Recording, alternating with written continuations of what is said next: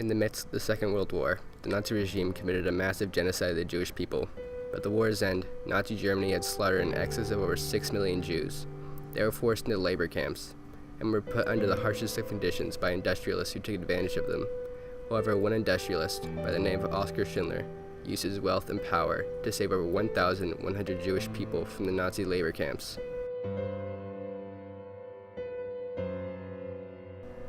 Born April 23, 1908 in the Czech Republic, Oskar Schindler began his entrepreneurial career selling farm tools with his father. However, his father's business eventually failed, leading Schindler to develop an alcohol addiction. Once Adolf Hitler took control over Germany, Schindler decided to join a local pro-Nazi organization. He started collecting intelligence for the German military, but that didn't last long. Schindler was later accused of spying and sentenced to death. However, Schindler was soon released because Germany had taken over the Czech Republic. Oskar traveled to Krakow, hoping to profit from the impending war. He began looking for business opportunities, and later became involved in the black market. He used his charm and doled out gifts of gratitude to bribe German authorities. Schindler wanted to expand his business, so he obtained an enamelware factory to produce goods for the German military. After having a steady start with his new factory, he began to request Jews to work at his enamelware corporation. Because of his charm and doled out gifts he used to bribe the German authorities, it was much easier for him to accumulate more Jewish workers. Schindler opened his factory in 1939, and by 1944, his factory had expanded to over 1,700 workers.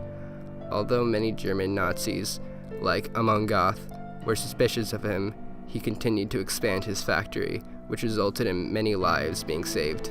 Amon Goth had very mixed feelings about Schindler. Goth was a commanded officer of the Blasau concentration camp. He was nothing like Oskar. Amon was a heartless man who shot Jews from a balcony. He was a ruthless butcher. A survivor, Arthur Knarich, later shared about Amon Goth in his Holocaust memories. I saw Goth set his dog on a Jewish prisoner. The dog tore the victim apart. When he did not move anymore, Goth shot him. Moshe Besky, a Schindler survivor, shared how it was a blessing to be a Schindler Jew. החלום, וזה ידענו כבר בפלשוב, החלום של כל אחד בפלשוב היה איך מגיעים לעבוד אצל שינדלר.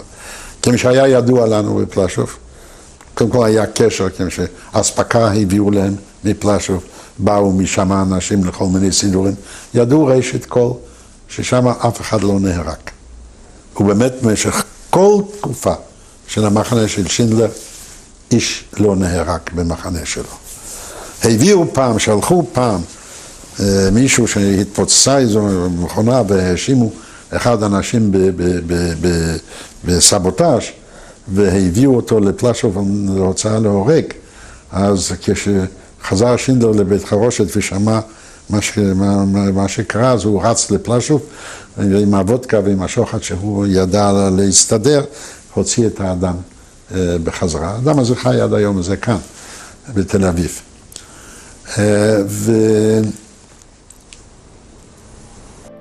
Oskar was always coming with ideas.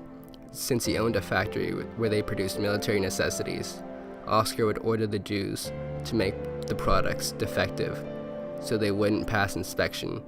So then the Jewish workers would have to stay with Schindler. Once the war ended in 1945, all the Nazis were being captured one by one, and they began to completely shut down the labor camps. Oskar knew it was his time. He gathered all his workers, every Jew he saved, and bid them farewell. He left with the thought that he didn't save all the Jews, that he didn't do enough. Oskar told them if he had more money, he could have saved at least one more from being brutally murdered.